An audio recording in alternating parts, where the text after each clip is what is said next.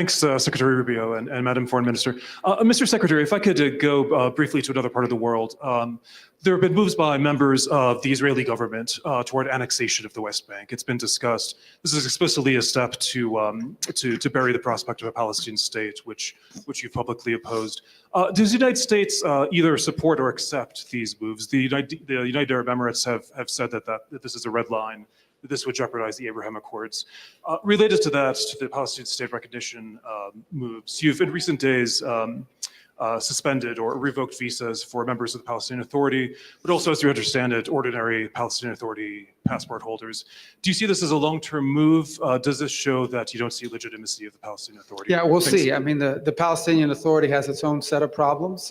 Pay for slay. They pay people to kill Israelis. We have problems with them too. Obviously, Hamas is at a different category, but we have problems. Look, we told all these countries, we told them all. We said, if you guys do this recognition stuff, it's all fake. It's not even real. If you do it, you're going to create big problems. There's going to be a response from Israel. You're going to make it harder to get a ceasefire.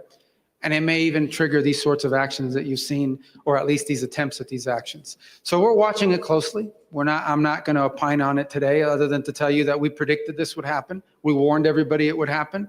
But nonetheless, some of these people decided they wanted to move forward with something that's illusory. Right now, we should be focused on how do we end this war in Gaza? How do you eliminate Hamas? How do you disarm Hamas? That war could end tomorrow if Hamas just disarmed and surrendered and released the 20 hostages, which shouldn't even be there. Would end. Hamas refuses to do that. So, but that said, we don't like the humanitarian suffering. We've offered a lot of aid. We've provided a lot of aid. We're prepared to provide aid now, and we're prepared to provide a lot of aid after the war ends as well, along with other countries around the world. But as far as what you're seeing with the West Bank and the annexation, that's not a final thing. That's something that's being discussed among some elements of Israeli politics. I'm not going to opine on that today. What I am going to tell you is it was wholly predictable. We told all these countries before they went out and they did this, we told them that if they did this, they went through with this thing, there wasn't going to be a Palestinian state, because that's not the way a Palestinian state is going to happen, because they have a press conference somewhere. And we told them that it would lead to these sort of reciprocal actions, and it would make a ceasefire harder. And by the way, let me tell you something.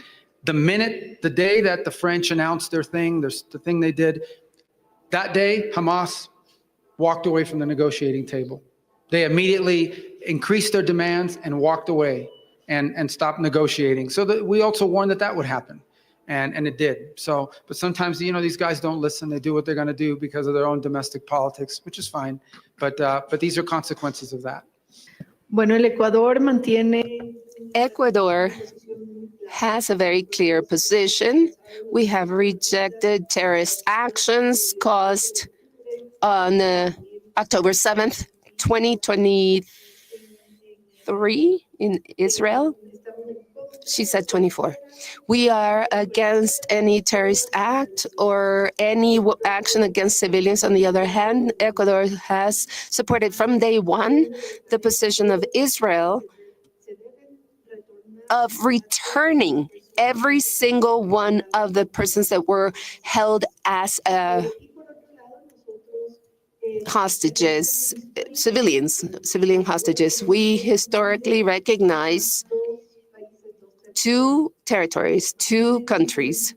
They have diplomatic missions in our territory. This is historically true in Ecuador. We think this has to be solved soon to prevent suffering and make it clear that we will never support terrorism.